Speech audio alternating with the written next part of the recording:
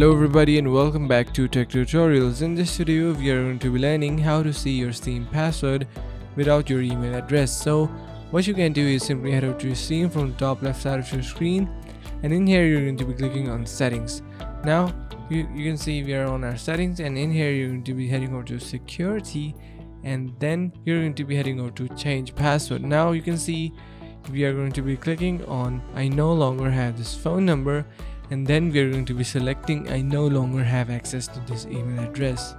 Now it will be asking you for some verifications, like for example your email address, your previous email address or your first email address, your phone number that was associated with this account, and the type of card that you used for any transactions, and the last four digits of that card as well, and card name, and anything else we should know about the issue you are having.